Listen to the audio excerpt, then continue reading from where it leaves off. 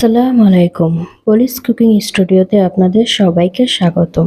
আমার আজকের রেসিপিটি হচ্ছে গরুর মাংস ভুনা। প্রেসার কুকারে কিভাবে আপনারা খুব সহজেই গরুর মাংস ভুনা করবেন সেটাই আজকে আপনাদের দেখাবো। চলুন তাহলে একবার দেখে নিই।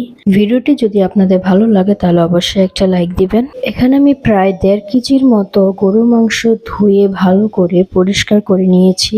যেহেতু আমি প্রেসার কুকারে রান্না করব, তাই চুলায় প্রেসার কুকারটা বসিয়ে 200 গ্রাম তেল দিয়ে দিলাম এবং দিয়ে দিলাম কয়েকটি গোটা এলাচ ও দারচিনি। তারপর আমি দিয়ে দিলাম 2 কাপ পেঁয়াজ কুচি। যেহেতু আমি ভুনা করব তাই এখানে পেঁয়াজের পরিমাণটা একটু বেশি থাকবে। তারপর আমি পেঁয়াজটা ভালো করে নেড়ে চেড়ে একটু বাদামি কালার করে নিব। আর যখন বাদামি কালারটা হয়ে আসবে তখন আমি দিয়ে দিলাম 3 চামচ আদা রসুন বাটা, দিয়ে দিলাম পরিমাণ মতন লবণ, 2 চামচ হলুদ গুঁড়ো এবং 1 চামচ মরিচের গুঁড়ো। তারপর আমি এখানে দিয়েছি হাফ কাপ কাঠবাদামের পেস্ট। আপনারা চাইলে যে কোনো বাদামই এখানে দিতে পারেন। এরপর আমি সবগুলো উপকরণ ভালো করে নেড়েচেড়ে নিলাম। মশলাগুলো ভালো করে কষানোর জন্য আমি এখানে হাফ কাপ পানি দিয়ে দিলাম। মশলাগুলো তেল বের হওয়ার আগ পর্যন্ত ভালো করে কষিয়ে নিব।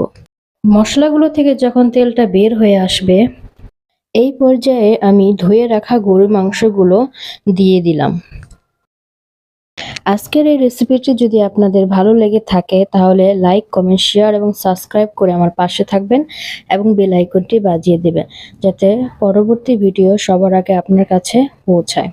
যারা আমার চ্যানেলটি অলরেডি সাবস্ক্রাইব করে রেখেছেন তাদেরকে অসংখ্য ধন্যবাদ। এখন মাংসগুলো মশলাগুলোর সাথে ভালো করে মিশিয়ে নিব। মিশানোর পর প্রেসার কুকারে ঢাকনা দিয়ে আমি ভালো করে ঢেকে দিব। এই তো আমি ঢেকে দিয়েছি।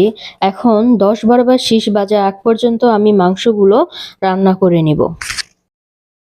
এই তো 10-12 বার শিস বাজার পর আমি ঢাকনাটা উঠিয়েছি। মাংসটা প্রায় সিদ্ধ হয়ে গেছে, আপনারা দেখতেই পাচ্ছেন। এখন এই পর্যায়ে আমি 1 প্যাকেট টেস্টি মশলা দিব। এতে মাংসের স্বাদটা আরো বাড়িয়ে দেয়। আপনারা যে কোনো ব্র্যান্ডের মশলা দিতে পারেন। তারপর আমি দিয়ে দিব 2 চামচ টমেটো সস।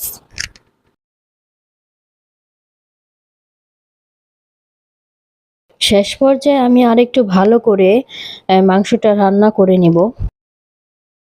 দেখতেই পাচ্ছেন গরুর মাংসের ভুনার কালারটা কতটা সুন্দর এসেছে। আমার এই রেসিপিটি ফলো করে অবশ্যই আপনারা বাসায় ট্রাই করবেন এবং পরিবার পরিজনের সাথে শেয়ার করবেন। এই তো আমার রান্নাটা পুরোপুরি কমপ্লিট হয়ে গেছে। গরুর মাংসের ভুনাটি দেখতে যেমন সুন্দর হয়েছে তেমনি খেতেও অনেকটা মজা হয়েছে।